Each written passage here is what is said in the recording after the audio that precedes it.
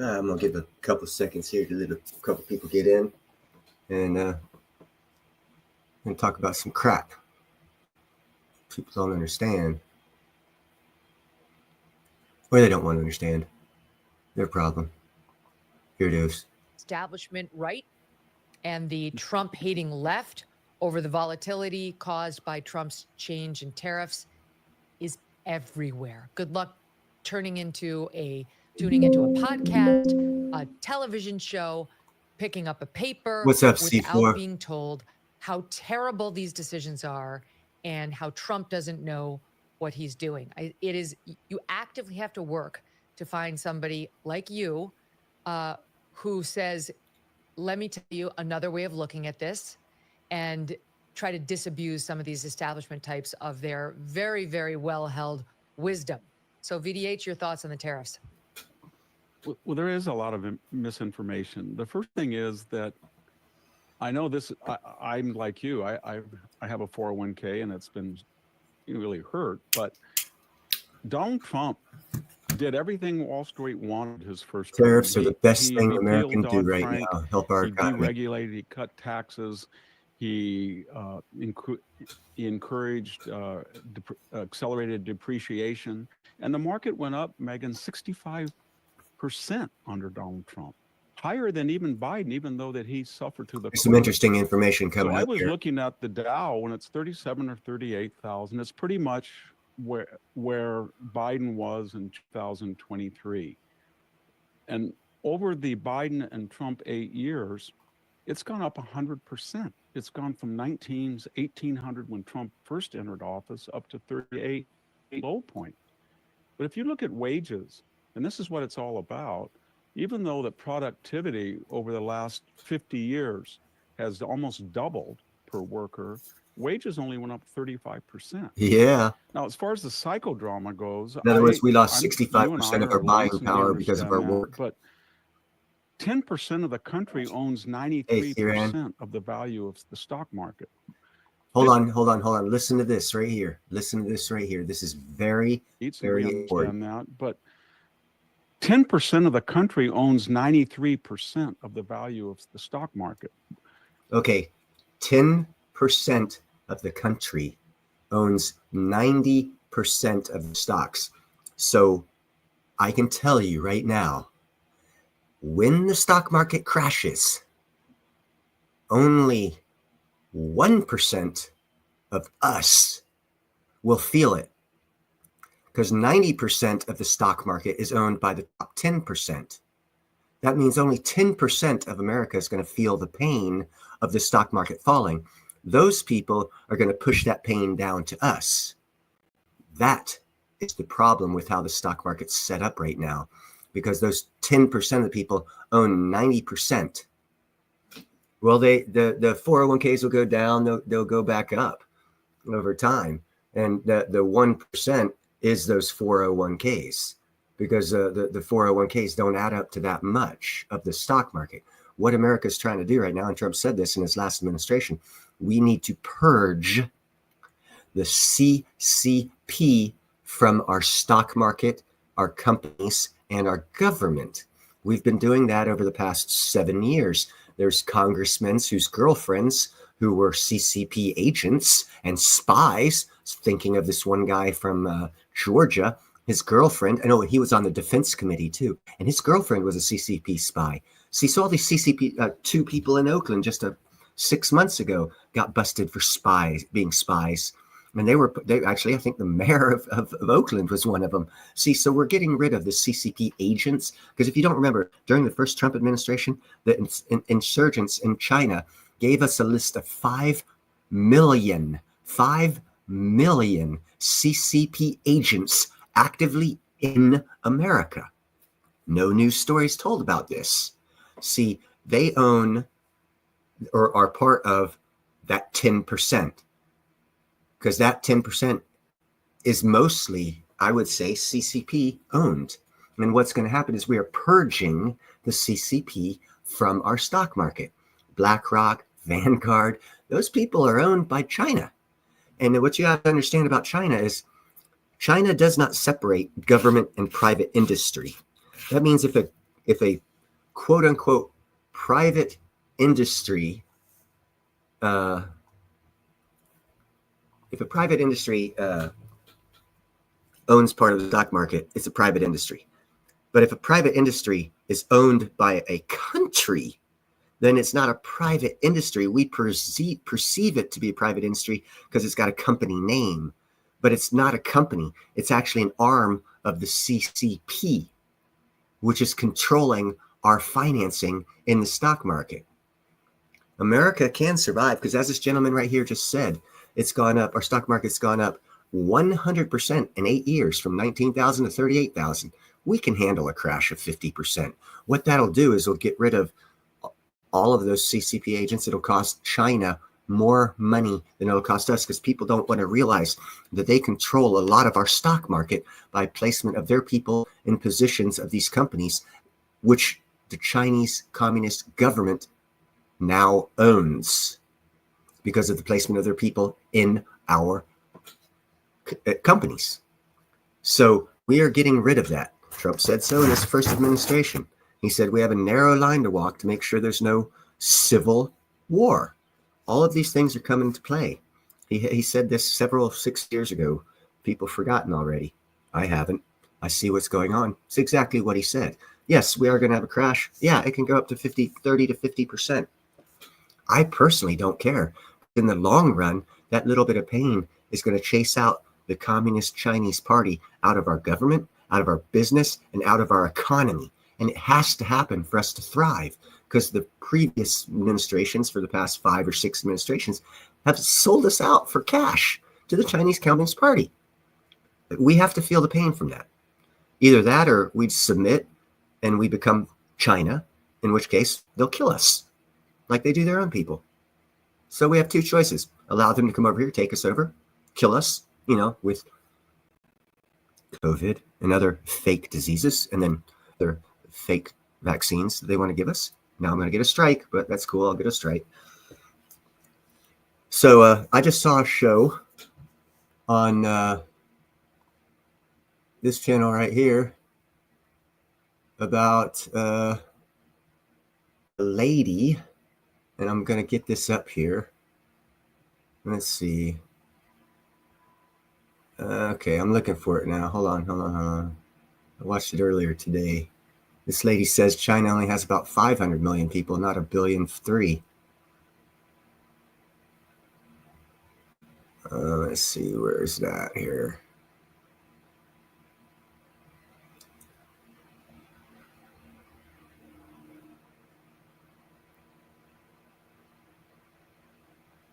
Oh, I can't find it. Damn it. Anyhow, there's this one Chinese lady has a YouTube show that she says that there's only about 300 to 500 million Chinese people after COVID, and she uses the math from Russia, Japan, and one other country as far as food consumption usage and other mathematical consumer goods that you can determine who's consuming those goods. And by the purchasing or lack of purchasing of goods, you can get an estimation, not an exact, but an estimation. What's up, Knackers? Of a population. And if China doesn't have 1.2 billion people and they only have like 500 million, just think about what kind of change that means for financing. Think of a lot of things that changes. So if CCP China, which I believe is going to happen, they're going to implode because of all their lies.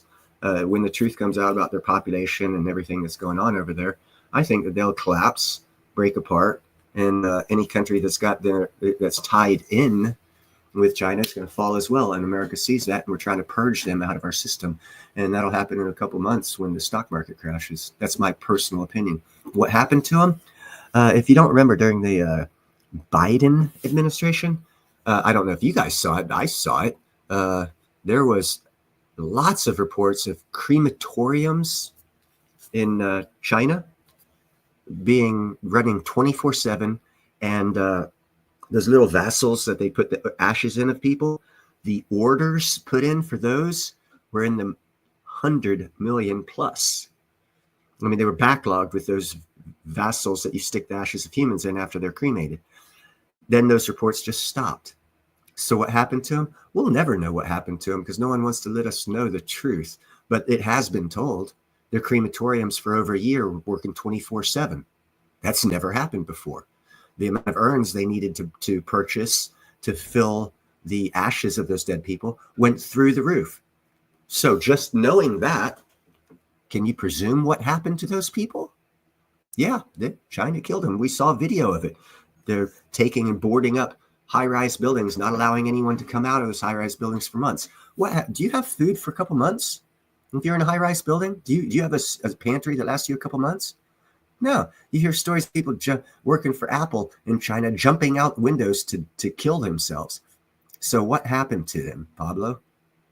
All the reports are out there saying what happened to them. We just refuse to believe it. They now have fencing around every floor of an Apple building in China so that when people jump out of the window and commit suicide, they can't. Now, ask yourself this question. How many people have to jump out of a window for you to see it as such a problem that you'd put fences up on the high-rise building to keep them from jumping off the building, to kill themselves? We can't conceive that because it doesn't happen here in America. Last time we had people jumping out the windows of a building was 1929. Excuse me, it's 2025. That was 96 years ago that happened. In China, it's been going on for the past 10 years. So where have the people gone? They've gone to heaven or they've gone to hell because they're not on Earth anymore. And that's why I say China has a population of between 3 to 5 million, 100 million, and not 1.2 billion. And that's why India, for the past several years, along with Korea and Russia, have been consuming, and if you look at these numbers, you'll be able to see them over the past 10 years. Russia has been taking over a lot of China's import-export business. South Korea has been taking a lot of their business. India has been taking a lot of their business. They are losing market share and no one is talking about it. That's why China has been trying to go to war with India. That's why China has been trying to go to war with South Korea. That's why they're causing all these problems, because they need to expand to keep people from looking at their country at what's been going on, in my opinion. Pretty much, yeah, they had their rapture. It was self-ordained by their government through totalitarian rule, and they murdered lots of their people, in my opinion. And in the opinions of others that are out there. Hey, how's it going, Kurt? Pretty much. Again, if you look at the history of China, China itself is not a bad country. The CCP China that we know today didn't start till 1947. In 1946, 45, 44, 43, 42, 41, China was our best friend. We had air bases there. Poppy Boeington was having dinner with Mao Zedong in 1945. He gave him a medal for helping defend China against Japan. That was 1945, 80 years ago. They were our bestest of buddies. And then overnight, they become our enemies? What I find obviously weird is Russia was known as the CCP, and they got crushed under Reagan when the wall fell. And China is known as the CCP. So it's time for them to fall too. Communism going away. It's not a good a future vision of how to run a country for the 21st century and beyond, in my opinion. And I don't know. Anyhow, the stock market's probably going to crash in a couple months, and only 1% of us have stock, so it's not going to be as bad as 1929. In 1929, Americans owned the stock market. In 2025, no, China owns most of our stock market. So when the stock market crashes, who do you think is going to feel most pain? We're going to feel the pain because of pricing and other things, but you're not going to lose it. No, it's not going to be like 1929. Because again, 1929, America felt the pain because it was Americans that owned the stock market. Americans don't own the stock market. We're a worldwide stock market. There is, as stated earlier in this video, 90% of the stock market isn't owned by us average Americans. It's owned by corporations. Most of those corporations are run by China. So if the stock market crashes, yeah, we're going to feel pain, but what the hell do you think is going to happen to China? You see what happens now? Yeah, China's going to collapse, and it's going to happen in a couple months. So, have some dry powder on the side, make very wise decisions with your money, because this is coming. It's already been foretold. It's just no one wants to listen to it. It is coming. The economic ninja, good friend of mine, Travis, he knows. He and I have been talking about it, saying, yeah, this shit's coming, bro. When's it going to happen? And he brought up a video. He thinks it was going to be in 82, 81 days. Yeah, that's cool. I say about 3 months. We'll find out. Yes, it's controlled demolition, 100%. 100%. That's why I'm not concerned, because it's controlled. How is it controlled? Because Trump said in his first term, we need to get the Chinese Communist Party out of our economy. They control too much of our economy. If another country controls here, let me tell you a story about the country of Kush in West Africa. The richest man in the world in the 13th century. He won wars by visiting other countries because he had so much money. All he did was he'd visit these countries with his 10, 15, 20,000 person entourage. He'd go into these city states and he'd throw lots of gold and silver at them, and he'd be nice and kind, and then he'd leave, and that city state would collapse due to inflation because he added so much cash to it just by visiting, and that their economy would collapse, and he took it over. Go look at history. That's how it's in the history books. They don't teach it in school because you don't look at these things. But if you go back to around 12th, 13th century, West Africa, look at the Kingdom of Kush and see how they took over other countries. It was economics. That's what China's been doing to us. It's history. It's a proven fact that that's what they're doing. It's a proven fact that I can see what's going to happen because I know history. Now, if we stop that from happening, we'll be great. They'll crash. End of story. We see it. We're going to stop them. They're going to crash. End of story. Bright new future coming up, people. End of this year is going to be nothing like the beginning of this year. It's going to be totally different. What's up, Hilarious 2? Sorry, didn't say hello earlier.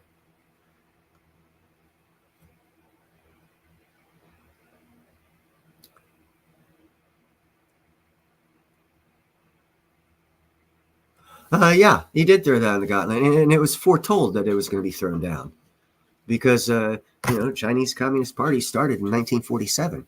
How can you become, that's like America and England going to war after World War II. How could that happen? That we were best of friends. Well, it happened with China, and no one questions how it happened. Well, my perception on how China went from being our best ally in World War II and Pappy Boyington of the Black Sheep Squadron and all his men stationed in China on Chinese army bases, having dinner with Mao Zedong, and then overnight they become a communist party.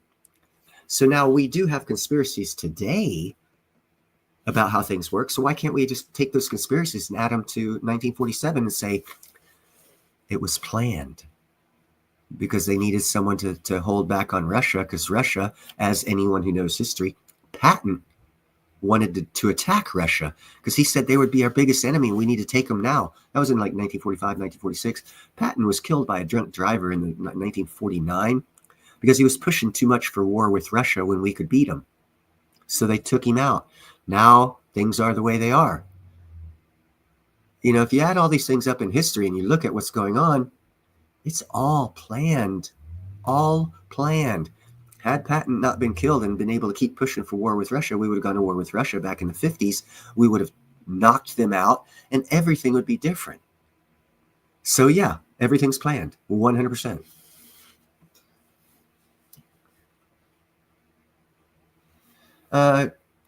Kurt Bushan, I'm sorry I butchered your name. How do we deal with it? How do we commoners deal with it? Okay. First off, community, neighbors, grow your own What if you can, plant things, trees, bushes, food bushes, to where you can be as much food self-sufficient as possible. Get to know your neighbors, have them do the same thing, get community going, keep dry capital on side, buy commodities that will go up, silver and platinum. Gold will go up too, but it's already way past its all-time high, so I don't suggest buying gold. I suggest mostly silver and then platinum, and then hold on to that, because those are going to run. Because as we all know, during bull runs of precious metals that happen every 45 to 50 years, gold runs, silver sprints. Gold has started running. Silver will sprint. Buy silver. If we perceive a crash coming within 3 months, start buying 1 ounce of silver every week. It's only $30 US. In Australia, it's like 50. Just buy 1 ounce a week. Quit buying coffees and cigarettes. If you quit buying cigarettes, you can buy freaking an ounce of silver a week, which means you can have 12 ounces of silver in 3 months. And when silver sprints, that can help offset the loss of your purchasing power of your bill that your country uses for purchasing power. Will be offset by your commodity of silver that you have. And that is one way that you can offset or deal with it as a commoner. Another way is, again, the dry capital on the side. If you have cash on the side when this crash happens, you can look at companies like, for example, I've been saying the energy sector of the world is owned by America. We control the energy sector. So start looking at new technologies in energy sectors, because they're going to advance. And that means NNE, nano nuclear energy, OKLO, another micro nuclear energy company out of California, and Green Inc. out of Switzerland, doing micro nuclear reactors. That's the energy market. That's new tech. New tech's going to grow. Energy market's controlled by America. So we're going to increase that big time. Invest in companies like that. Do your research on sound companies, not these fly-by-night companies that, get propped up. And here's another thing you can look at. If you understand how Wall Street works, Wall Street will kick companies that are non-performing off of the market so it doesn't drag the market down. So if you find a company that's still listed on Wall Street that has not shown growth in 5, 10, 15, or 20 years and is still on the stock market, that's what we call a tell. Because according to the Wall Street's own rules to keep the market high, to keep it up at 38,000 going upward, they kick companies off of the stock market that are non-performing and bring in new companies that are performing to continuously drive up the price of Wall Street. It's a fictitious way of gaining value. And we've been doing that for 20 years. Since Trump's first administration, the stock market was like 18,000. It's now at 36,000, meaning it grew 100%. That's impossible through natural ways. So we know that it's been inadvertently raised by dropping companies off the stock market, the Wall Street, that weren't performing well, and adding new companies that were performing well. So if you look at a company that's been on the stock market for 20 years and it's done nothing but go down,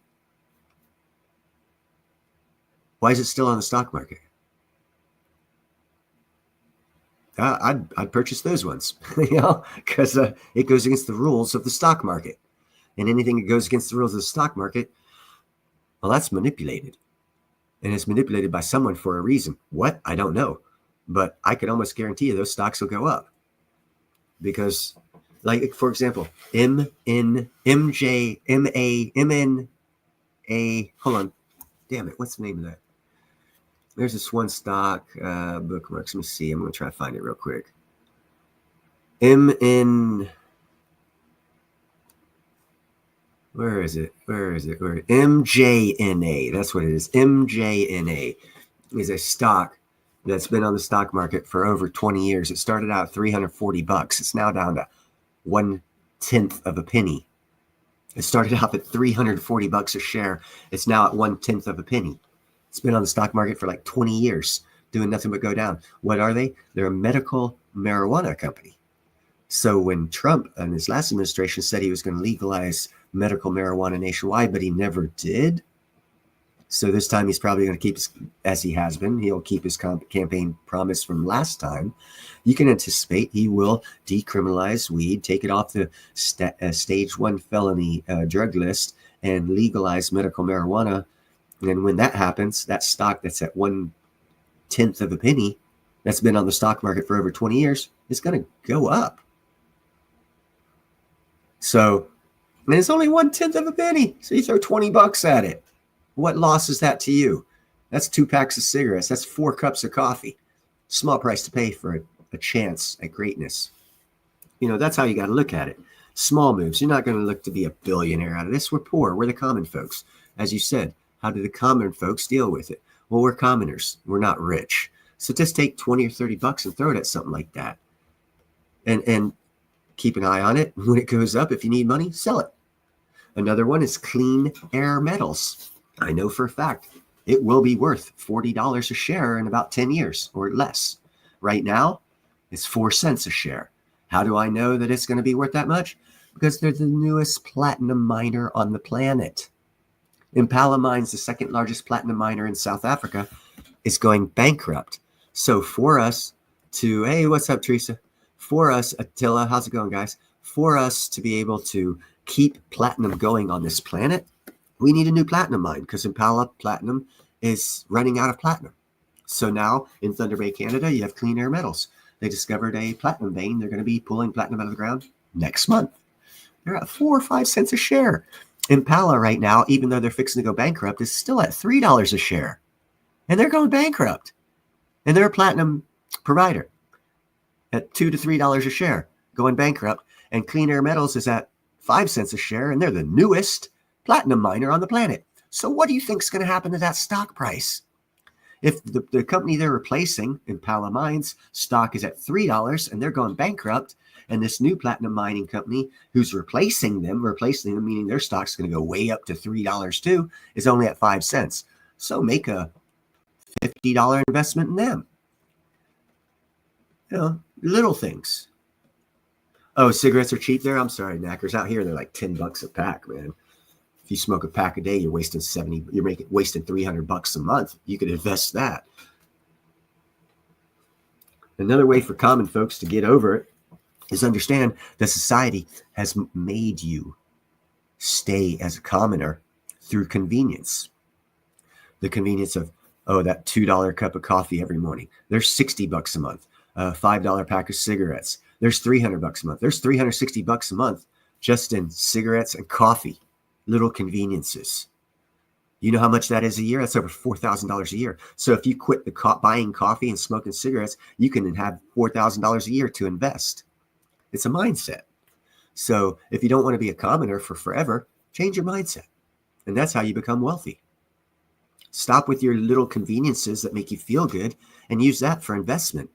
And, don't do any research. Just throw it in random investments, lose your money, and then figure out that you got to do some research or else you're going to lose your money. And then you'll get smart about it. And then you'll start making money. Or you can listen to shows that'll tell you stuff so where you don't have to waste your money. And you can get that information from others so you can invest more wisely. That's the way I see it. Yes, Trump is resetting global trade because China is collapsing. Another thing about China, if you keep an eye on China, as I have been for years, they have been losing. Everyone says, China makes all the drugs in the world. No, they don't. They lost that industry to India 3 years ago. India is now the pharmaceutical manufacturing of the world, not China. India is now the manufacturing center of the world, not China. 90% of China's trade was taken over by Russia and Korea. These are all facts. But yet still China is going to be a great country. Yeah, you're being lied to. You're being fucking straight up lied to. Russia just turned out this year 3 of the largest nuclear-powered icebreakers on the planet. They now have 34 icebreakers. They can now keep the Northern Passage open 24/7, 365. Do you understand what that does to shipping? To trade? You know what happens to trade when the northern route gets open? If companies take the Northern Passage for trade, they save 30% on fuel insurance, manpower, and time, which means it's so much more profitable than using the Chinese deep ports and the regular shipping lanes that we have now. So anyone who's invested in those deep ports and the regular shipping lanes, they're going to go bankrupt. Oh, that's China. Oops, sorry, China. Your friend BRICS, Russia, putting you out of business. Yeah, Russia is in big trouble, and they will have to go to war too. And that's why I say, China and Russia are right there. They're going to go to war together, and, America's going to come in and save Russia because that's what the Bible says is going to happen. It's amazing how all this shit's playing out. The tariffs are not enough. Here's for example, hilarious too. Canada has a 263% tariff on American chickens. We only are now, only now, are we going to tariff them 25%? Well, shit, that sounds like we're still 240% lower than their tariffs on us. So yeah, it's a long-term play to have other countries. And I'll say this again. We allowed countries to tariff us after World War II because America is the only country in the history of the world that has never occupied Germany, Italy, and Japan. They are not states of America. They are still independent countries with their own way of doing things. The reason being is because America did not occupy. We are the only country in the history of the world that did not occupy countries that we defeated in war. We allowed them to rebuild. What is the economic plan for that? In allowing a country to rebuild, you have to give it money. So you allow them to tax and tariff you and your goods that they're going to buy, so they make money off of goods that you produce so they can rebuild. It's been 80 years. That time is over. These countries are greedy. They don't want it to end. They've taken it too far and they haven't lowered their tariffs. So Trump had to do the tariffs to teach them a lesson. You cannot constantly steal from America to rebuild your country. You've had 80 years since World War II to rebuild your country. That time is now ending. We're going into the next phase of growth in the world. So, yeah, I think the tariffs should be actually 5 times bigger than they are for most of these countries. Because if you look at it, all the tariffs are, at best, they're only half of what they tariff us. So it's still not even fair. And people are crying hard that we're being unfair. And we're not even taxing and tariffing them nearly as much as they have been us for the past 80 years. What has happened is their countries and governments have squandered that money, not rebuilt their economies, not rebuilt their countries as good as they should. They took the politicians and took the money for themselves. That's why you see these African countries crying on day one when we cancel U.S. aid. You have countries saying in Africa, oh, we're going to sue you. Well, hold on, wait. It's only temporary. It's only supposed to be for 90 days. So why are you crying? Oh, because you took the money and you didn't give it to your people in aid. And, well, that's why we canceled it, because you stole the money. It wasn't going to your people. So why should we continue U.S. aid until the actual aid is aid and it doesn't go to the leaders' pockets? And the people are crying. Of course, you should cry. You're not getting a free ride off American tax dollars anymore. That time has ended. You're going to find out if you're a piece of shit country or if you can stand on your own.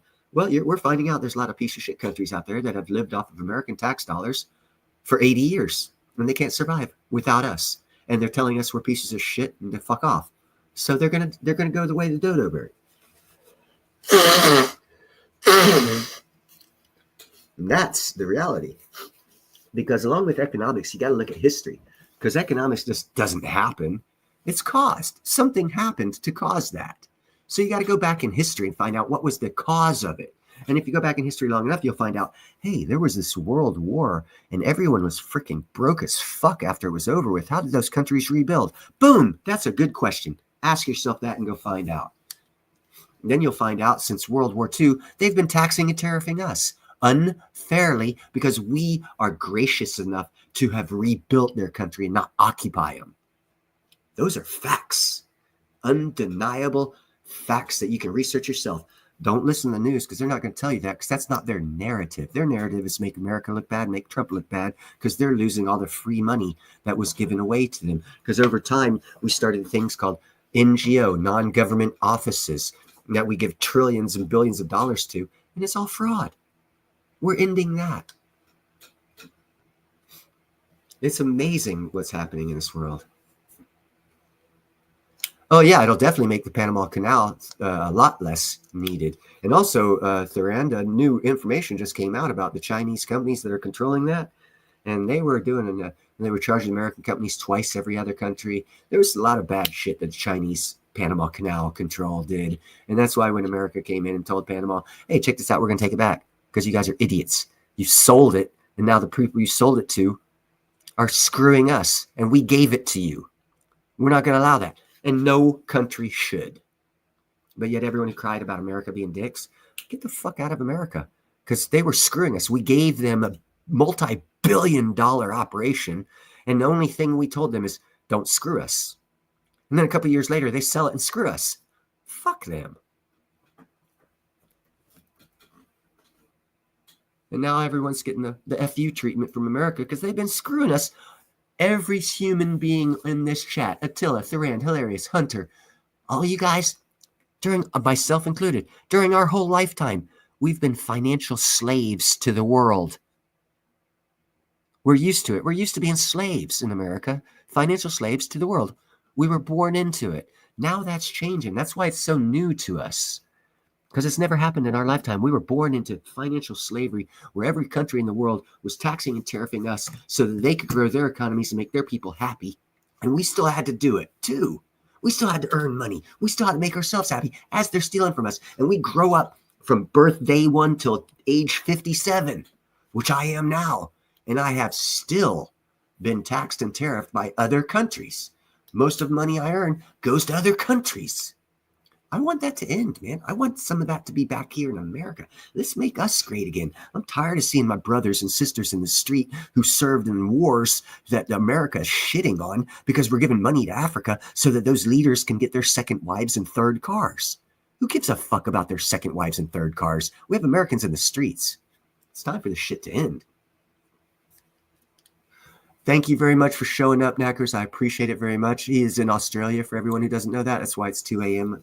Thursday and not Wednesday. And when the rest of us are on Wednesday. Knackers actually time traveled back to Wednesday to talk with us. Knackers is a time traveler. But anyhow, I'm getting over a cold. That's why I'm coughing like this. It fucking knocked my pee-pee in the dirt, man. Monday it hit me, and Tuesday I was dead in the water. I couldn't even hardly get out of bed. And I'm just now getting over it because I usually recover from sicknesses really quick, but they hit me hard. Hey, the time traveling door is always open for you to come back to the past, Knackers, and chit-chat with us. We're only a day behind you, baby. So you can tell us the future. What are this lotto numbers for Thursday, since you're in Thursday already? Sorry, I'm just having fun with the time schedule there. It's amazing that here we are Wednesday, where I'm at. It's 10 a.m. Wednesday, and it's 2:30 in the morning on Thursday, where Knackers is. It's funny how time works. It's literally time traveling into the past when he talks to us.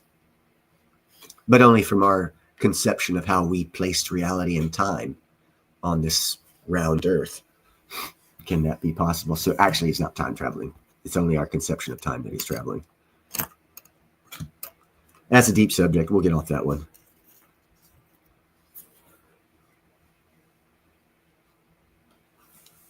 Okay, yeah, but I was just, I want to let you guys know, man, these taxes and tariffs are the best thing to happen. We are going to have a crash. We're purging the CCP out of our system, out of our government. Been doing it for a couple of years now. That's why we've been having hard times. It will end. The crash that's coming will clean a lot of the closets. Realize that 90% of the stock market is owned by the top 10%. So any crash that comes, it will not be like 1929 when the average American owned a majority of the stock market. When it crashed, the average American felt the pain. That's not going to happen this time because the average American, other than a 401k, oh, by the way, if you're in your 40s or 50s, you probably can't touch your 401k for 10 or 12 years anyhow. So it's only a number that's going to fall and it's going to go back up. It's really not going to affect you unless you were foolish enough to leverage your retirement savings. Now, if you were foolish enough to leverage your retirement savings or your 401k, well, then you're going to feel some pain because that was a foolish move. 401s are for retirement, not for leveraging for a new car or house, which we've been talked into doing through our system.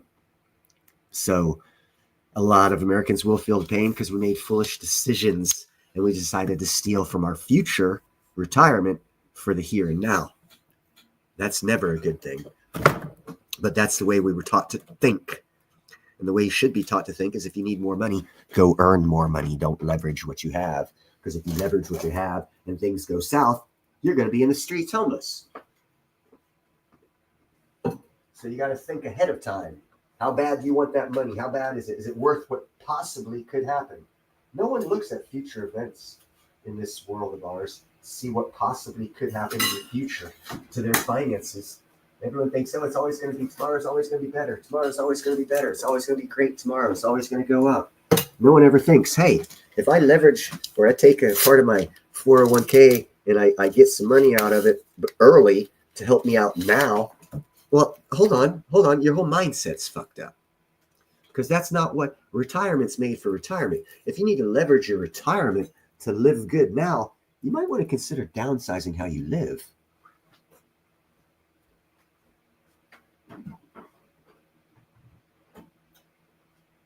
Because the fact of the matter is, if you're stealing from your future to keep a lifestyle going now, you're guaranteeing you're going to be homeless.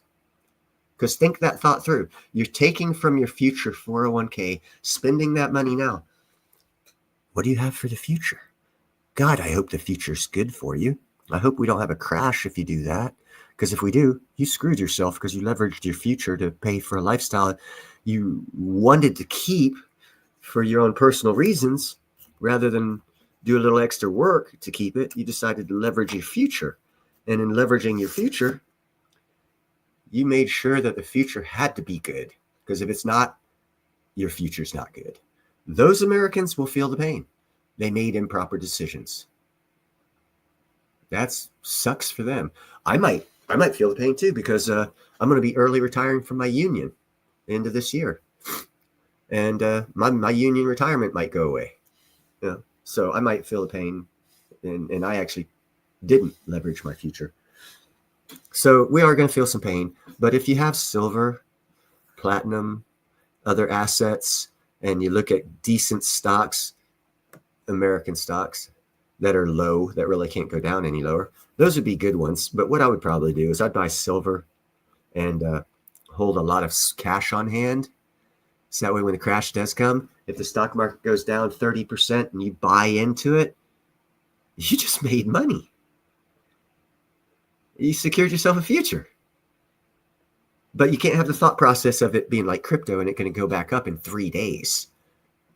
That's never what the stock market was for.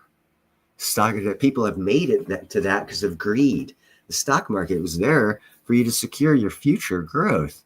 Like Warren Buffett. Buy, hold, take dividends. Buy more, hold, take dividends. When you see it crashing, sell, transfer into something else that's growing. That's why Warren Buffett sold out all of his Apple stocks and he invested in Geo Group because Apple's going down and Geo Group gets paid for putting people in jail. Hey, look at how many people are going to jail. Holy shit. That guy, Warren Buffett, smart as fuck, saw the future. I did too. Everyone did because he announced to the world that he was doing it. But none of us listened to him. Huh. Interesting, huh? So if we don't listen to the smart people, you ain't going to gain. You're going to feel the pain. You got to change the way you think. Quit listening to these people that you want to listen to and start listening to people who are actually successful. Because they have a clue on how to be successful. All these other people don't. Kramer's not successful. He's getting paid to lie to you. Warren Buffett's successful because he pulled out of Apple 2 years ago before the crash. And he bought into Geo Groups before people started going to jail. He's profiting like a son of a bitch right now. Why aren't we? Oh, we didn't follow his lead. Ah, okay. We followed someone else. Oh, there's a problem too. You got to follow the right people. You don't follow the right people, you're going to go down the rabbit hole of hell.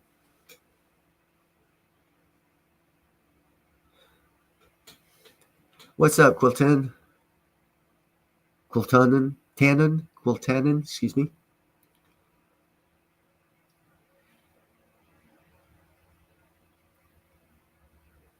Yeah, we have the best person in charge right now to lead us through this shit. That's for damn sure. He's a businessman. Yeah, he's been through bankruptcy. You know, bankruptcy is used to make money. Yeah, trust me, I live in a town, the first town to go bankrupt in America. First city to go bankrupt. I know what bankruptcies are about. You save a lot of money when you go bankrupt. Your creditors lose. So if you can legally go bankrupt as a business, you're a smart son of a bitch, because you just screwed your creditors and you're still around. So if America has to go bankrupt, I'd rather have someone around leading us that knows how to lead people through bankruptcies and come out better. So if we're going to have a crash, I'd rather have Trump up there than Biden or Harris.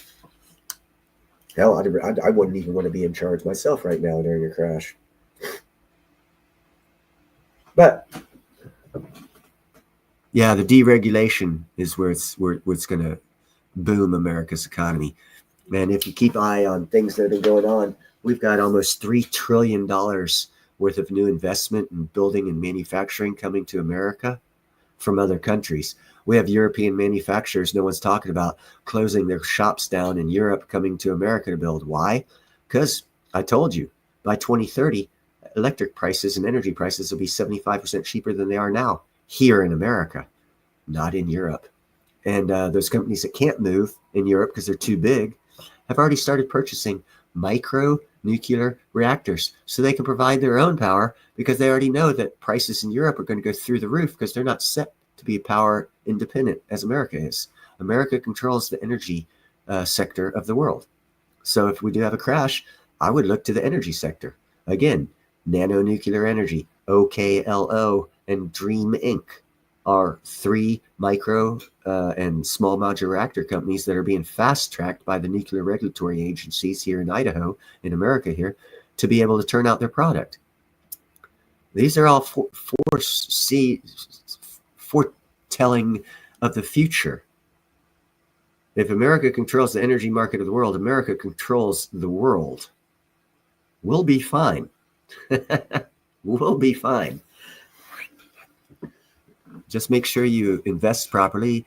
You actually keep an eye on what's going on around you, and don't listen to the bullshit and fall into it. I said America controls the energy sector when Saudi Arabia was saying they were going to join BRICS. And I was like, no, they're not going to. And everyone was calling me a fool. And then all of a sudden, Saudi said, we were just playing. We're not going to join BRICS. I already knew that. You want to know why? Because in 1945, same time America created the CCP, we created Saudi Arabia's oil companies. America did. And we made a deal with the king over there, who's now a trillionaire, who's still totally loyal to America because he knows we created him and we can destroy him. And that's what people don't want to understand. Saudi Arabia is America's best ally over there because we gave them their oil industry. We allowed them to keep their oil industry. After World War II, we could have occupied that country. We chose not to. They are still grateful to this day that we chose not to occupy them, because America is the only country in the history of the world that has not occupied countries that it's defeated in war. We could have occupied all of them. We could be the global leaders of oil right now. We could control that whole section of the Middle East after World War II, because they were nothing. They were still camel jockeys, didn't even have cars in 1943. Okay? We created them. You don't think we control them? Yeah, BWXT. There you go. Yeah. You are very welcome.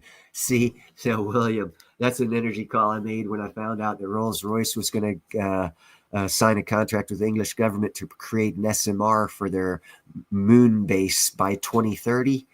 And I said, start investing in it. And boom, My boy here, William, invested in it. He's up 700%.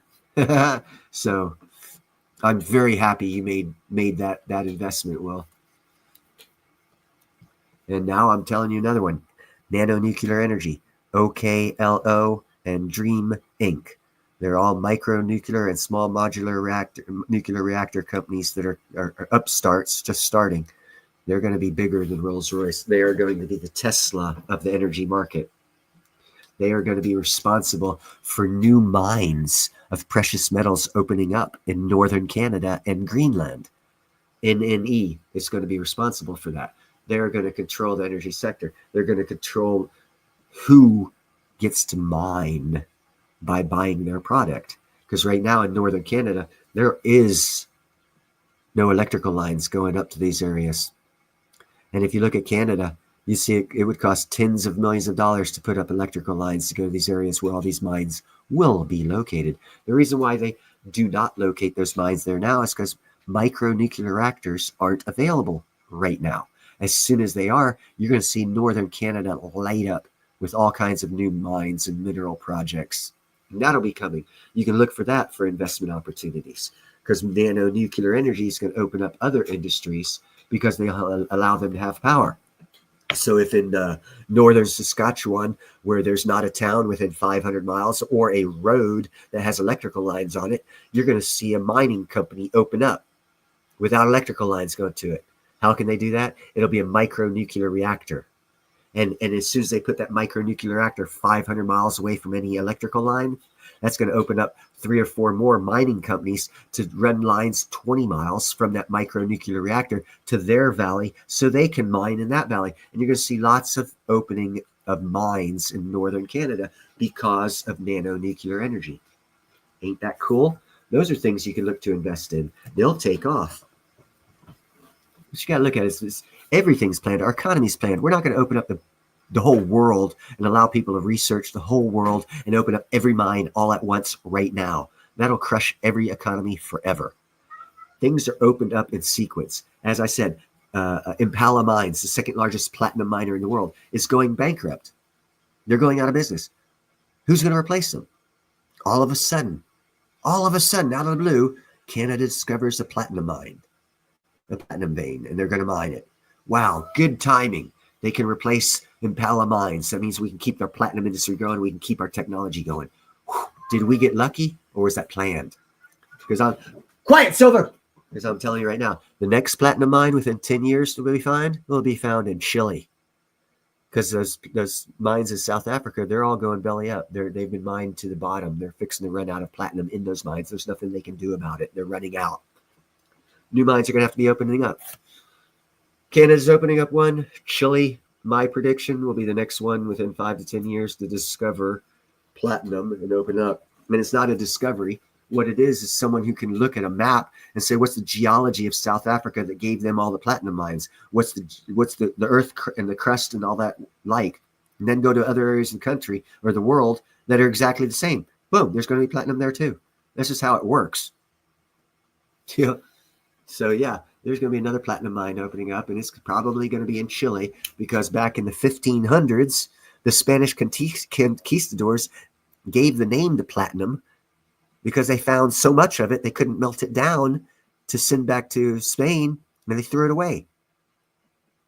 Well, how did they find so much platinum in South America if there's not a platinum vein there? Right? We're talking 15th century when they found this shit. So there's been a platinum mine down there in South America since the 15th century. The conquistadors found it, didn't know what the fuck it was, so they let it go. They threw it all away. And it says proven fact. They threw platinum away because they couldn't melt it down because the melting it's too high a temperature to melt over gold and silver when they were making bullion bars to ship back to Spain. And they threw this they call it platina. They gave it the name little silver, platina, because it looked like silver, but it wouldn't melt at the same temperatures. And what they thought was, it was gold in the making, and if they just leave it lay for a couple hundred years, it would turn into gold. And yes, that is exactly what the conquistadors in the 1500s thought. So the next platinum mine will be discovered down where the conquistadors found it in the 1500s. Isn't history cool? And everyone thinks, there's no platinum anywhere. Yeah, you don't know history, you don't research, you don't do anything. You listen to other people. Start doing your own research and you find out you're being lied to. And you'll find out that you're being intentionally not told things intentionally. It's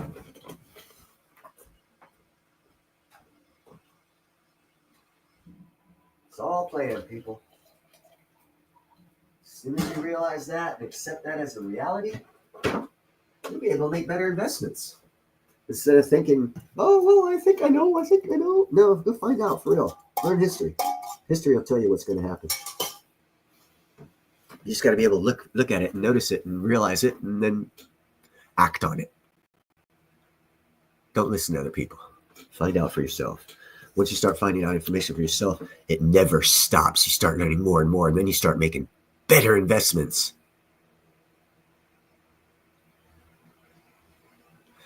Right on, brother. You are fixing to make some of the best investments in your life, in my opinion, because clean air metals is going to pay dividends. So if you're getting 250 at 5 cents a share, that's 20 shares per dollar, 200 per 10, 2,000. You're going to get 5,000 shares. As soon as they start paying $1 a share, you're going to be getting $5,000 a year in dividends for a $250 investment. Ain't that fucking looking forward to a good retirement? That's how you invest. $250 investment when clean air metals starts paying dividends, which they will. I guarantee you they will. If you look at Impala Mines, they were paying like $1.50, $2 dividends in their heyday when they were at $40 a share. They were paying good dividends. So the more you get now, the more retirement money you're going to have later. I don't know if nano-nuclear energy is going to pay dividends. I imagine they probably will, but that's a new tech and there's nothing to go off of because they're not replacing a nuclear energy company. They're actually starting an energy sector that America is going to control. So I can imagine one day they will pay dividends, but I can't say for sure because it's an unknown factor. We've never had a nuclear industry before now to go off of. So we got that going for us.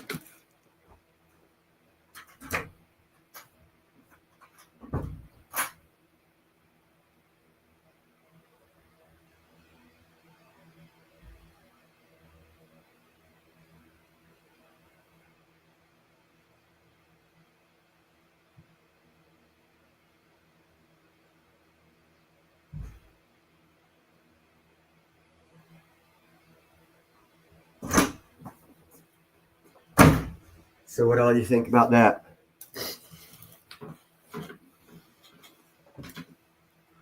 Yeah, as soon as I get a job, I'm gonna be throwing probably I'll be quadrupling what he's throwing in it. I want at least $1,000 of each of them that sheet myself.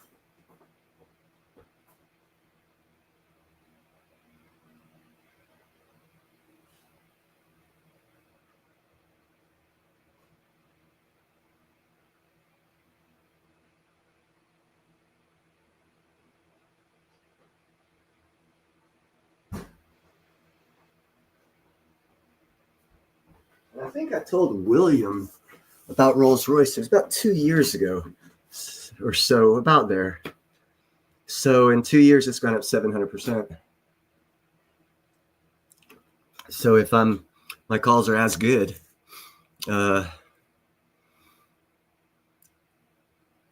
clean air metals should be over $1 a share in 2 years.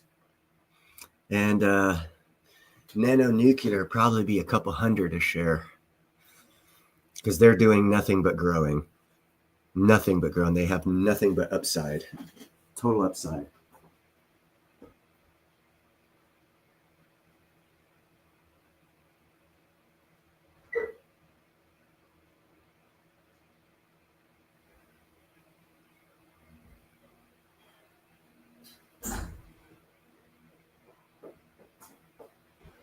Actually, I'd like to challenge you guys.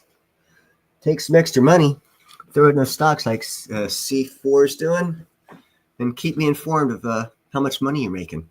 So that way I can tell Rick Rule and all those guys that they're idiots, but I'm as smart as them, just not as many people listen to me. William listened to me, made 700% in 2 years. Those are his words, not mine.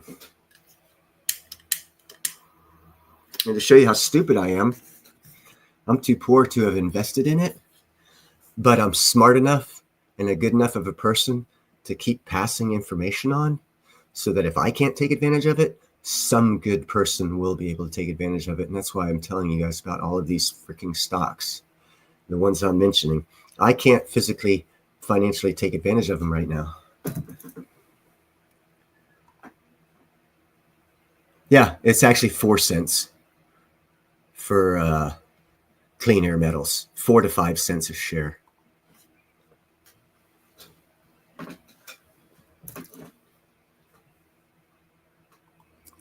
Well, Teresa, you need to go ahead and come here to Neil's on Dynasty because you know who I am? I'm the Economic Ninja's administrative moderator. In other words, I can time out other moderators because Ninja and I are good friends. So if you can't keep up with him, come over here. I'll talk to you. And no, I don't share information with Ninja. He's got his own thing going on. He's got he's got about 5 to 7 people doing research for him on this shit. I'm doing it by myself. And I'm still doing as good as him. Well, just ask me, Teresa. I'll give you the answers you need that you're getting lost on from him. What you need to look at right now if you're doing crypto would be start nodes for DGB and buy some DGB because within 10 years you could probably retire on that. Look at XCN and ZBCN and keep an eye on those because those are going to jump here in the next 3 months. You don't have to know nothing. You don't have to know anything. Just follow good people and eventually you'll learn about stuff. Right now, actually, you can learn now, but it's getting real close to the time where if you're taking time learning and not investing, you're going to miss. And again, I don't have any of these things that I'm telling you about. I pulled my 401k last November because I knew the stock market crash was coming. I wanted to have all of my money out. So I pulled all of my money out. And I've used it to live on because I haven't been working. In other words, I've been doing what I told you guys not to. Living off my retirement before I retire. So I got a lot of makeup room to do. I am fortunate in that I have a unique perspective on ideas on things that have never been done before that I will be doing here in this year, actually towards the end of this year. And it's going to make me multi-millions. As a matter of fact, Travis and myself, Economic Ninja says he's going to be a billionaire, and he will be. And this is what gets him. I told him I'm going to be a billionaire too, and I'm not doing what he says, and he can't understand how I'm going to be a billionaire. And then I told him about one of my ideas, and he told me he'd do me a live stream on me and my idea when I can perfect it, and that's what's going to make me a billionaire. And he knows it. So he bitches at me. Like I called him the other day. He's like, Neil, do you have any crypto? I was like, nope. His first words were, man, you're fucking killing me, Neil. Get some goddamn crypto. Because I still don't have any. Because I can't afford it. I live in California. You know, you can take $20 and throw it at something. You could also take that $20 and get some food. You know? My union's been trying to kill me because I'm an asshole to my union because they throw money at the Democrats. And I was telling them they're full of shit for investing in Harris and fucking Waltz. But still, they're throwing money at them. And because of my political stance with my union, they're now burning me, not allowing me to have any work. And that is affecting my income, obviously, showing that unions are also corrupt. But that'll end eventually, hopefully, maybe. And if not, well, fuck it. I'll find a way to make money. I always do. But as long as you guys are making money, if you can take advantage of these things, do. Because you will make money, as William said, he's up 700% on a pick I gave him 2 years ago. That would be if you stuck $1 in, you'd have 7. If you stuck $100 in, you'd have 700. If you stuck 1,000 in, you'd have 7,000. That's not bad for 2 years.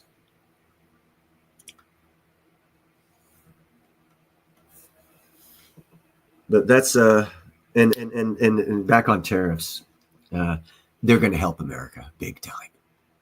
Again. Canada has a 263% tariff on our chickens. We have a 25% tariff on them. How's that fair? How's that fair? Without Canada, and this is why Trump said Canada deserves, it's going to be a state of the United States. Oh, yes, it's still a good investment. It's still a good investment. Yes, it's still a good investment. It'll go up still. Fuck, I lost my train of thought now.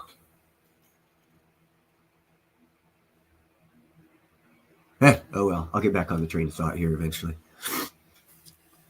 But yeah, Rolls-Royce, until 2030, they're going to be a good investment.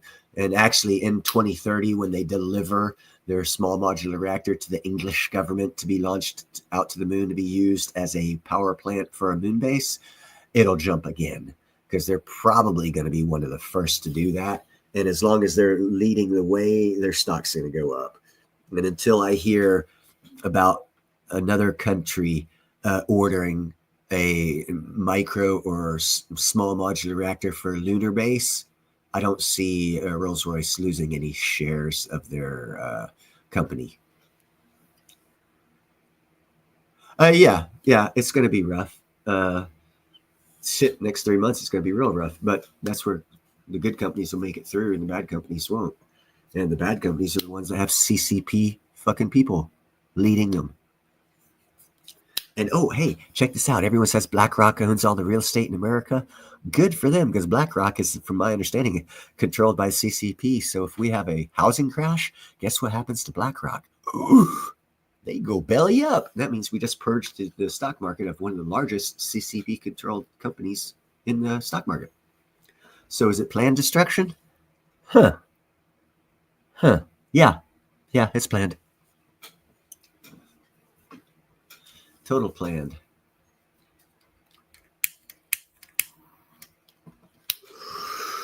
And that's where, if you're poor and you don't have any money, I suggest learning a skill. Thank you very much, Attila. I appreciate that you enjoyed this stream. I hope you got some good information from it, brother. That's why I do these things, not just to hear myself talk.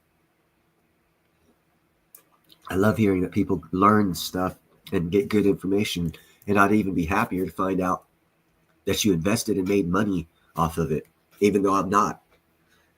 Like I said, I get information.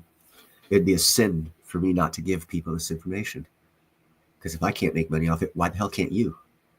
Your situation is different than mine. You should be able to make money off it. If I can't, I do the research. Cool. I'll give this information out. I don't care. I want every American, every free-loving person in the world, Australian, English, whatever, not just American. I want you guys to make money. Because if you guys make money, that means the 90% of the stock market, when it crashes, owned by 10% of the people.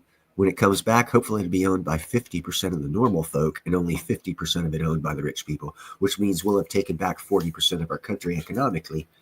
That's a great thing. You can't do that unless everybody starts making money. And they can't start making money if they don't have proper research. Not everyone has time to do proper research. I have all the time in the world to do research. I'm fucking broke and unemployed right now. So I do research. I give this information out freely. Take it for what you want. I would prefer you do your own research off of what I tell you before you invest. So that way you're confident in your own investments. And even $10 is a good investment. If it's better than $0, you know, if you'd invested $10 in Rolls-Royce 2 years ago, you'd have $70 now. Well, what can $70 buy that $10 can't? See what I'm saying? Even if it's just a little help for a little bit, it helped you.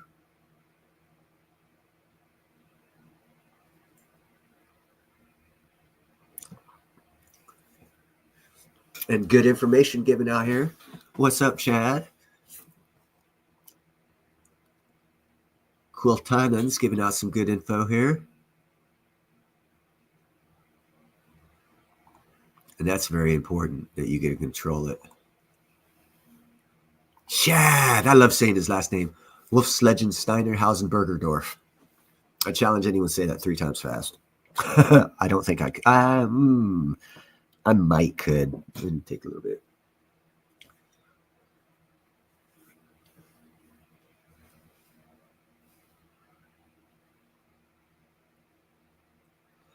Okay, Teresa.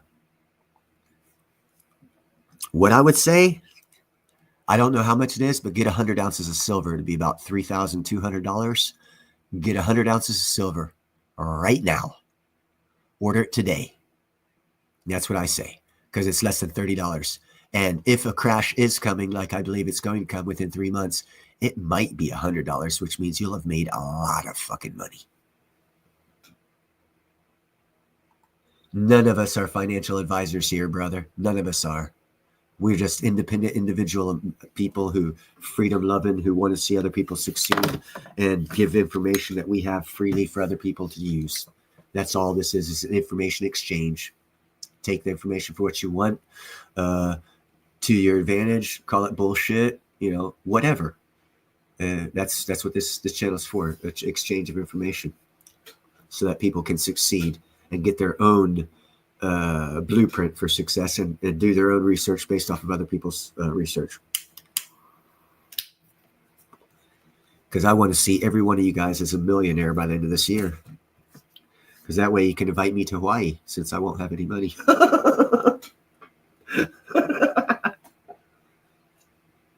No, I will.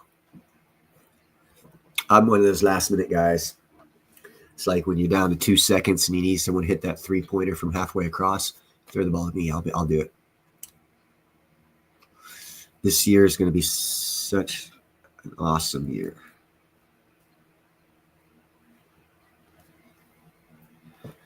Chad, I swear to God, you have about 10,000 ounces of this shit. You should be within 6 months. You're going to be a millionaire, bro.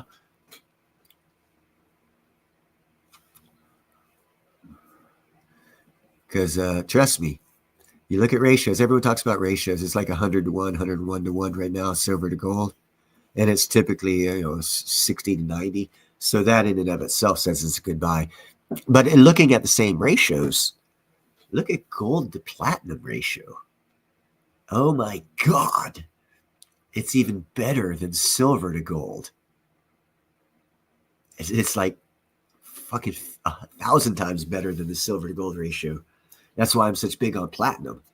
Because it used to be 1 platinum would get you 2 gold. Now it's inverted. 1 gold will get you 3 platinum. Holy fucking hell. When that changes back to normal, if you take 1 gold piece and convert it to 3 platinum, and by then this year, you'll probably be able to take those 3 platinum and get 6 ounces of gold, which means you can get 6 ounces of gold for $3,000 if you play the ratios. Or $500 an ounce gold, playing the ratios. Hey, James.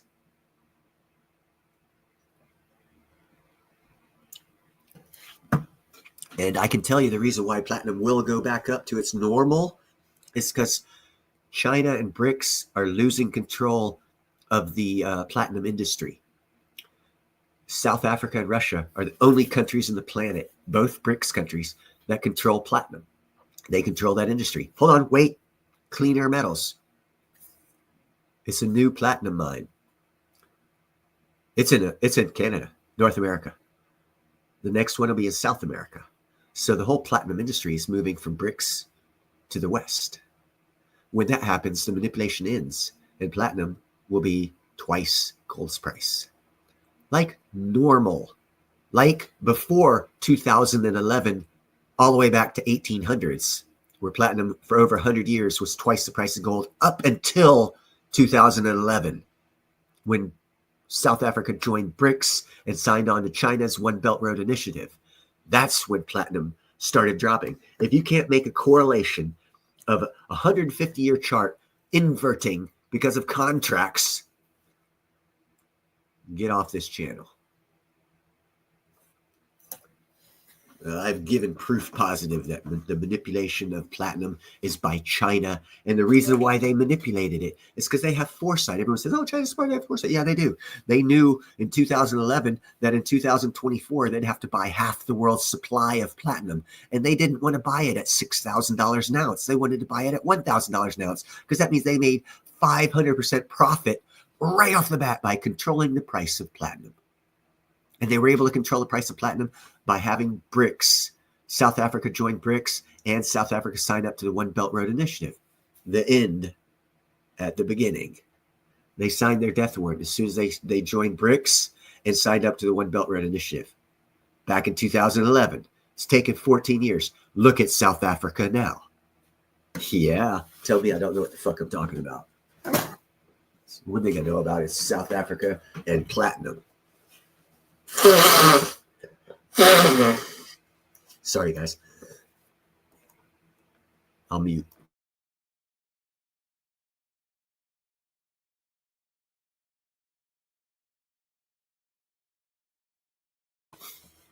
Woo. And to think I was totally bedridden yesterday and couldn't get out of bed from sickness. Now I'm feeling fucking hell of a lot better.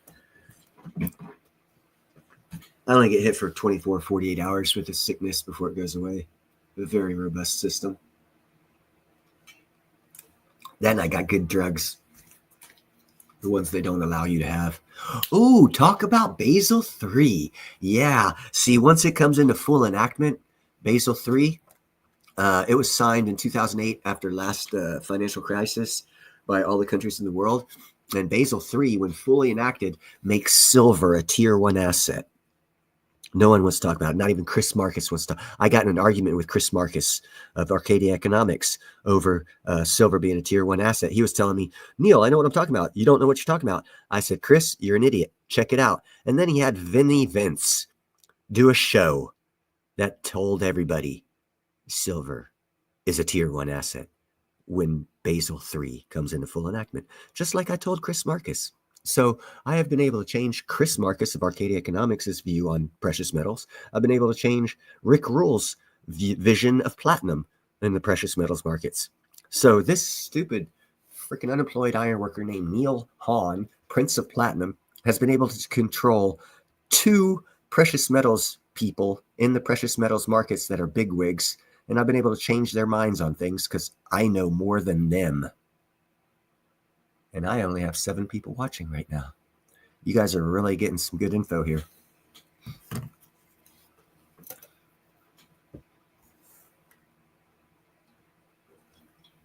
And the only thing keeping Basel III from coming into full enactment is the LBMA. Hold on, are they fixing to go bankrupt? Yes, they are. So once that happens, silver becomes a tier 1 asset and goes up to $2,000 to $3,000 an ounce.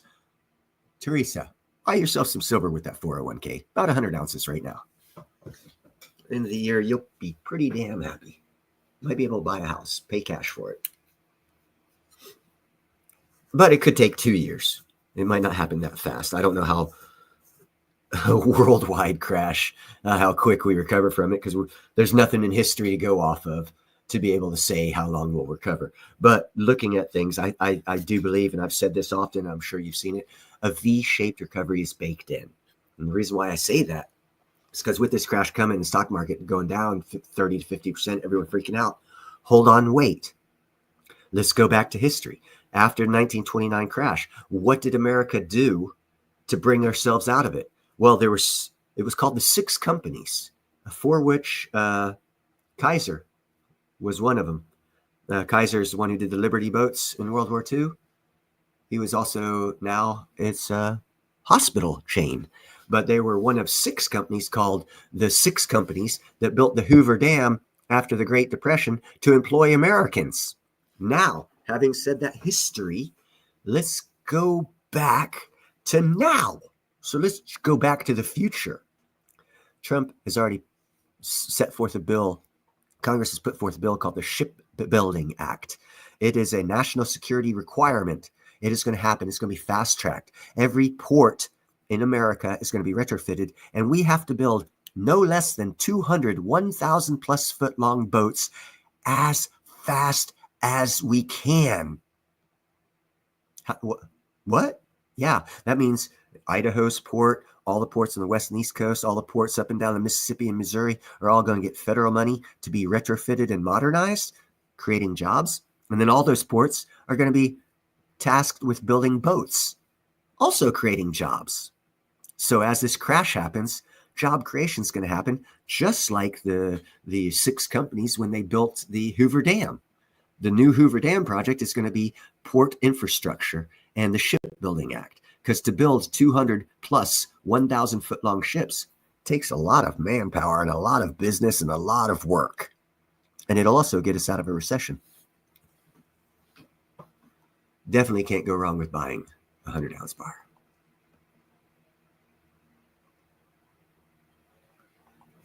Yeah, paying off debts is always a good idea. Always a good idea. It's a toss-up, though. If you can handle the debts now, I would say buy 100 ounces of silver and then go back to paying off those debts. Because you also have to, if you can, hey, what's up, P-Nice? If you can afford to keep up with your bills, you can still buy that 100 ounces of silver, 10 ounces of silver, and still, stay in debt for a little bit. I would call that a better deal because of the timing.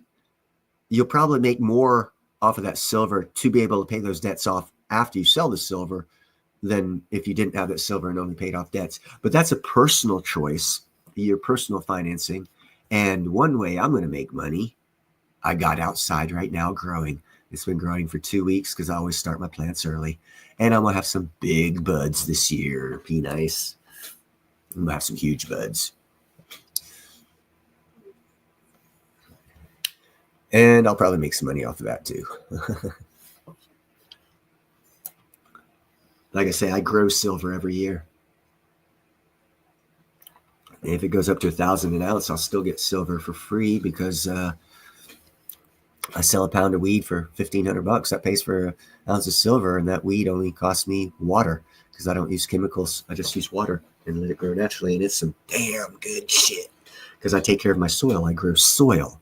And if you grow soil, you don't need to use chemicals because your soil is so ideal. The only reason you use chemicals is if you're an idiot and you don't want to grow your soil and you want to have a good plant. So you're going to temporarily add chemicals to help the plant out and kill the soil more, which in the long term actually fucks our country up.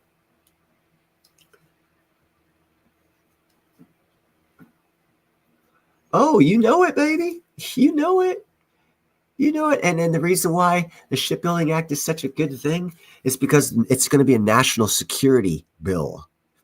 For national security reasons, America has to have a certain number of ships in the merchant marine fleet to make up a difference if anything happens to our Navy. If we go into a world war, we have to have like 400 1,000 foot long plus boats in our merchant marine fleet to subsidize the Navy in case something happens. Oh, we're at half that number in our merchant marine fleet. So it's a national security issue, which means as soon as the crash happens, money will be thrown at port infrastructure and shipbuilding. That's why I tell people to get your TWIC card, your transportation worker card. It allows you to work at critical infrastructure points such as ports and shipbuilding places. It takes about 2 to 3 months for the FBI to do the background investigation on you to get that card. You will not be able to work in those jobs without that card. So if you get it now, you'll get a job quicker and it'll be a good paying job and you won't have to worry about it. That's why I tell you guys to get your TWIC card. Yeah, I know you do. You are just as I am. We grow silver. Smart people, Thuran, smart people. That, and we're in a good state to do it too.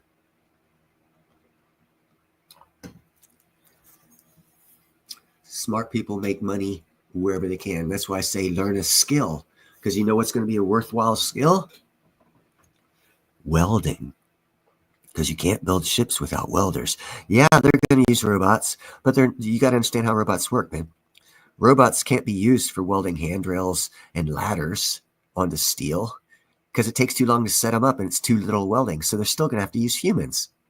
They only use robots on the 1,000 foot weld for the actual boat itself. That's only like 30% of the welding on a boat. The other 70% is going to be done by humans. So robotics will be a part of it, but not a big part. And they're already using robots. I mean, how do you think we build our submarines and our fucking aircraft carriers so long with a continuous weld? I've seen the welding machines, the robotic welding machines. They're on tires and they have this power cord running from them and they start it and it starts rolling and it does the weld and it's nonstop consecutive weld and it'll go for hours and hours and then it stops and then they rewire it up, turn it around and it puts in its second pass. But you still have to have a human watching it. So instead of a human welder getting paid top dollar, you got an observer still getting paid good money. So you're not losing a job. You're just losing a skilled labor job for a robot, but you've increased the need of an unskilled labor job that still pays well enough to watch that robot. So if you think robots are going to replace humans, yes and no, because the robots are still going to need to be watched. And that's going to take a human. And then the next phase of technology will get rid of the humans. But this phase, it's not going to happen.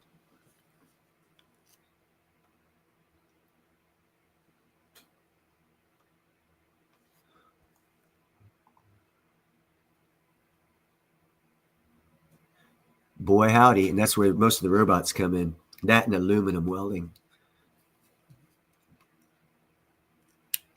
Yep. That's where I believe they were actually stainless welders. No? Was it aluminum? I don't recall what those robot welders were. I want to say aluminum, because aluminum is so much harder to weld for a human. And there's lots of mistakes made. And I think that was the first place they used the robotic welders at, was for aluminum boats. And then they extended them and matured them and grew them into other welding styles, stainless, galvanized. Galvanized is real shitty for humans to weld too. Oh God, I've had galvanized forging so many times in my life. And flash burn. Oh fuck. The reason why my eyes aren't so good.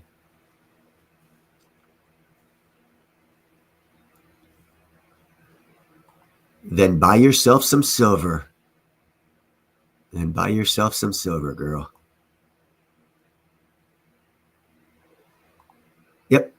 And they're going to be retrofitting all the national ports of entry and ports of call here in America are going to get modernized and updated all along the Mississippi, the Missouri, and the Columbia River, all the way into Idaho. They've got a port of call in Idaho. It'll be getting retrofitted.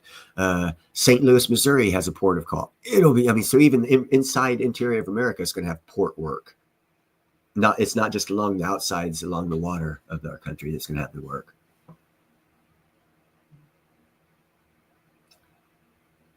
No, Teresa, don't buy it yet. Don't buy it yet.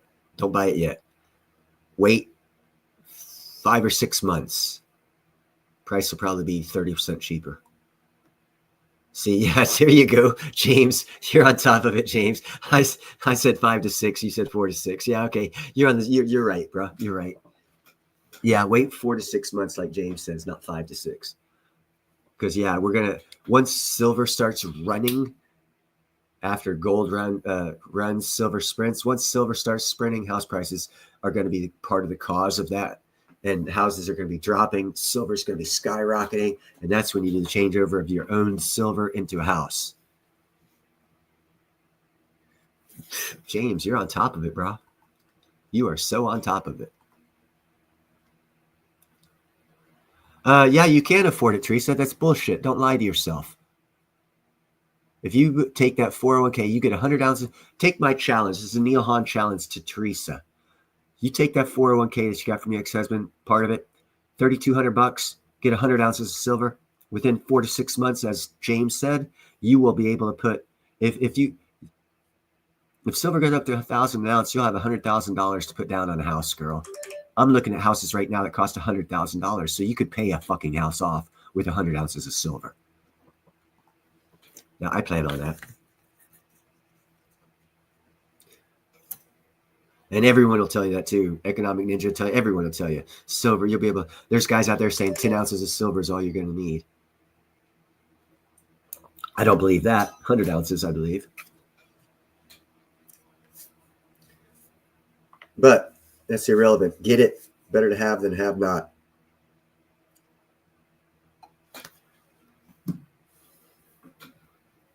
And you're good. Yeah, wait. You want to wait because it's all about timing. It's all about timing.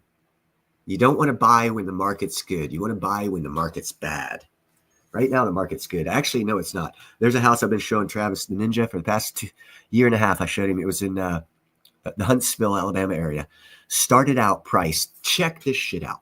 Started out price of this house was $600,000. 3-story, 6-bedroom, 5-bath brick house on a half acre.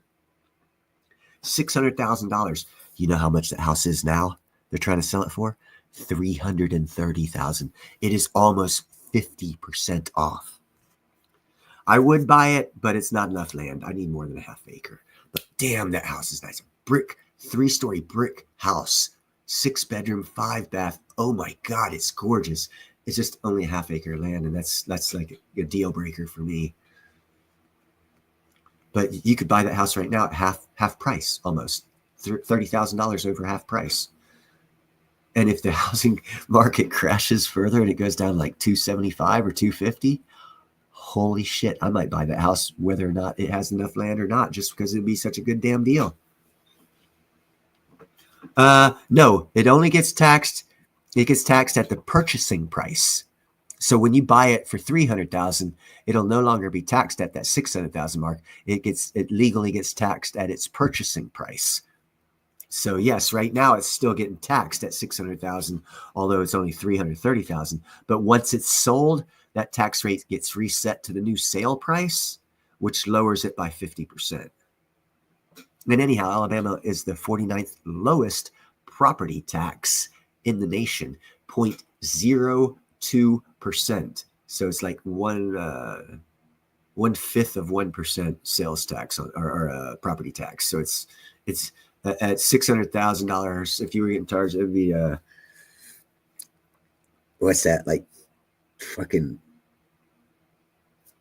$1,500, $2,000 a year property tax on a $600,000 pad. And then when you buy it for $300,000, that gets cut in half, because now the new purchase price is the new tax rate. So if you buy it at $600,000, it's taxed at $600,000. But if that $600,000 house drops to $300,000 and someone new buys it, the new property tax rate is $300,000, and the state loses money. That's why, and this is our plan. States have already planned this. They've already planned this, because if they hadn't planned it, a lot of states would be going bankrupt because they get a lot of money off property tax. Mississippi, just a week or so ago, passed a law getting rid of property tax. Mississippi is right beside Alabama, so I'm sure Alabama is going to follow suit and get rid of property tax. So those new things will also be happening.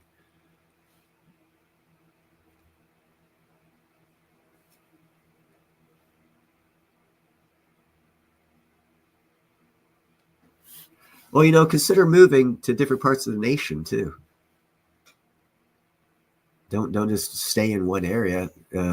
If you see economic advantage in buying a house, like I was talking about, that $600,000 house that's now almost $300,000, that's economically good.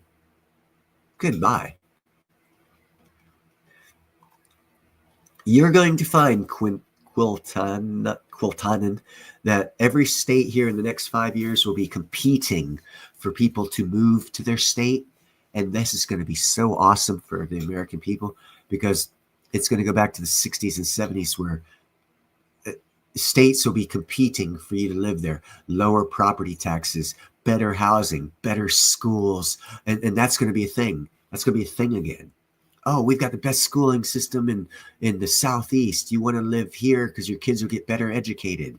And then the next state will be like, we've got the best employment rating. We've got new industry, lower taxes, better weather. You want to move here. And they're going to be offering incentives for people to move around.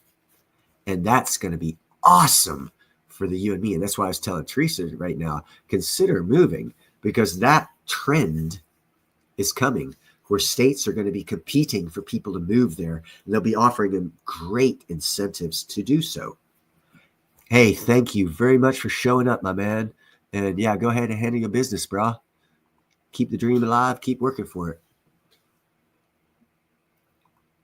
Ouch. Ouch. Ouch. That means you got about a 3% freaking property tax. Holy shit. That's expensive, Teresa.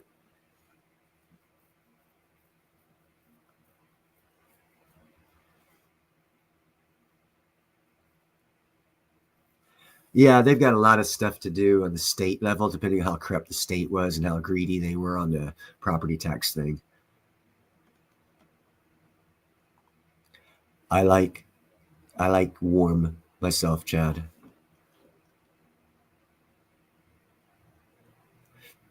And that's going to change, girl, because here shortly, since they got rid of the Federal Department of Education, we no longer are controlled by the feds telling us to stupefy down our children. And every state is going to start increasing education and competing for people so that everyone in our school district, everyone wants to move there because that good school district. Yeah, well, all 50 states are going to start having good school districts, and it's going to be major competition to have people move into those states because of the increased education of every state over the other state. And that's what you're going to have to look forward to in the next 2 years. It's going to be awesome, people. It's going to be a little bit of pain, a little bit of inconvenience. There's a V-shaped recovery. I'm telling you, trust me, there's a V-shaped recovery by the end of Q3. You will see light at the end of the tunnel of the crash that's going to be happening. You will see light at the end of the tunnel. That's cool. Everyone loves their own thing, James. Everyone loves their own thing. I personally want to be wealthy enough to where I can own a house in Canada, Northern America, Central America, Southern America, and then in maybe Costa Rica, and then Hawaii. So that way I can move, 5 times a year, just travel around to my houses and stay where it's warm. And then, I'll be in Canada in the summertime in my Canada's house. And in the wintertime, I'll be in my Hawaii house. That's how rich I want to be, brother. I have no limits. I'm not limiting my success with thoughts. I'm expanding them. I want to have my own moon base. The sky's the limit for what I want.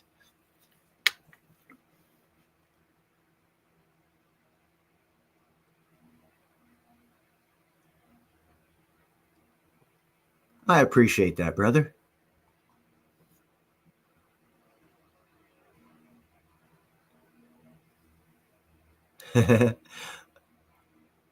Cats, oh, I tell you what, brah, that's one way to get me up there. Tell me there's some kitty cats up there needing saving. I'll go up there right now and save them.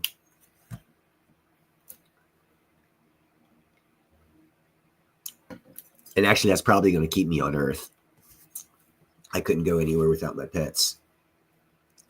So if there's any UFOs out there, they're going to have to be real big where I can carry all the cat food I need and all my cats. And, so I don't expect leaving Earth. Other people will be. I mean, the technology's coming. Probably, let's see, I'm 56. Yeah. Within 10 years, we'll have space travel to the moon. We'll have a operating moon base with a few people on it. Probably 20 or 30 years, we'll have a colony on the moon and working on one in Mars. But I probably won't be around for that one.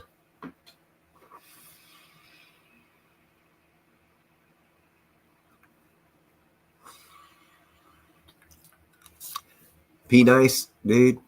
I had 4 dogs for 12 years. All rescue. All of them I had to put down last year because of cancers and other diseases that they had.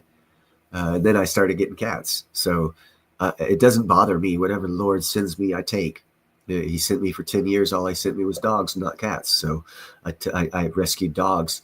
And then as soon as the last dog died of cancer, cats started coming around. So, I'm just going with the flow. I love all animals. If there was horses running around the streets, I'd rescue horses. I just love animals because they give unconditional love. And that's one thing humans don't know anything about. Beautiful man. You're a beautiful man for doing that. But yeah, I'm all about animals, man. Because the way I see it, God put us down here, and this is my views. It doesn't have to be yours. You don't have to be Christian, but I am, so I'm going to tell you my views. God put us down here to be caretakers, which means we're supposed to take care of the creatures He created, and we should. But there's a nuance to that. See, God didn't create dogs, and God didn't create cats. Man did. So God did not make a cat, domestic house cat. God did not make a one-eyed dog. We domesticated wolves and panthers down to cats and dogs. So we made them. We are 100% responsible for their care and well-being. That's my view. Dude, you were doing very, very good. The two females I had to put down, they were both 14 and they both had cancer. I didn't get them to age 16, but I got them close. Yeah, be nice. It'd be nice if animals lived as long as we did. But I tell you what, in heaven, I'm going to be happy as hell because it does say in Psalms, I don't recall which one, 21 something, where all the animals are going to be up in heaven as well. So all the animals that I've been blessed to care for my whole life, I'll be surrounded by in heaven. So you guys won't be able to come around and see me. You're going to have to cut through a couple hundred dogs and cats to see me when I get to heaven.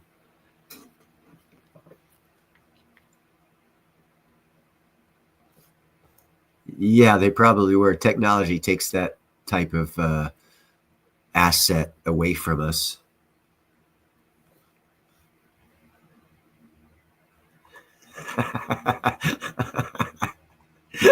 I knew it wasn't 111.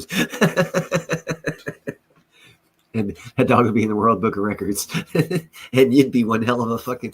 I'd let you take dogs if you could get them to live that long. First off, I'd want to study what you do to get them to live that long because I want my babies to live that long.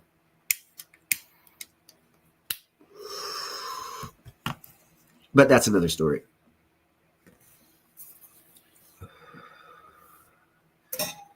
But yeah, I just wanted to do this live stream, get some more information out there to you guys. I hope like hell that you take advantage of any information I've given you to maximize your financial future.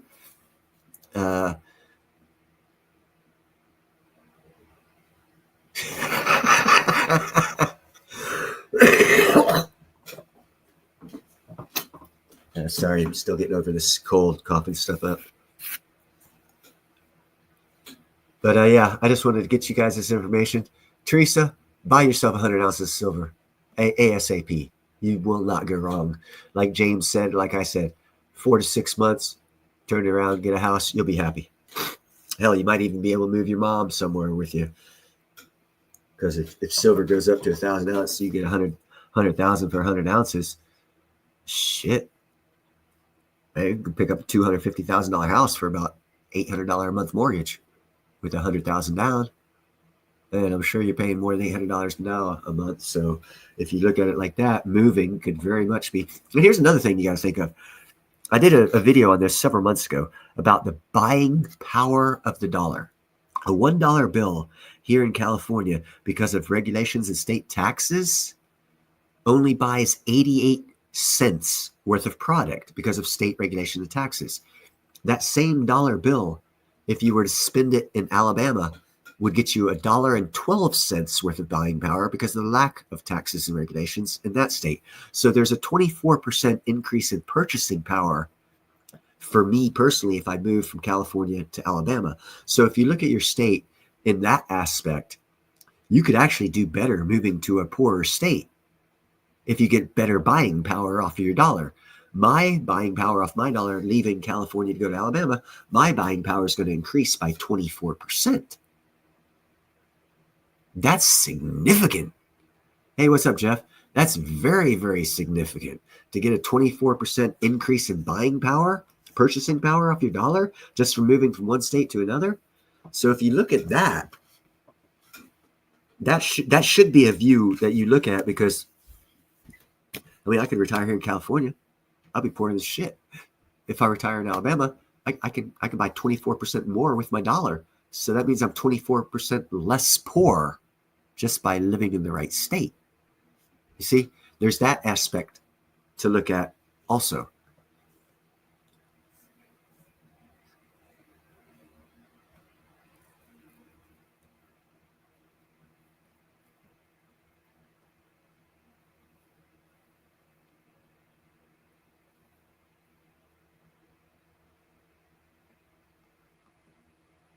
Well, you know what Van Halen sang about the California girls. I wish they all could be California girls. He did mention the Southern girls, but he liked the California girls. The $1.50 tree. Yeah, out here it's a $2.50 tree because buying power is a lot worse. But anyhow, I got some stuff I got to do today, guys. I just wanted to pass this information on to you guys, and hopefully you can spread it, take advantage of it, and do some good with it, and make some money off of it. I would definitely look in, Teresa, to getting 100 ounces of silver. James also agrees. So you guys have a great day. I'm going to take off. God bless America and everyone here. Be kind, helpful, and grateful. Buy some silver, some platinum, and crystallized osmium. Like, share, and subscribe. And yeah, in September, I'll take the camera outside and show you the tree. You guys have a good one. Bye-bye.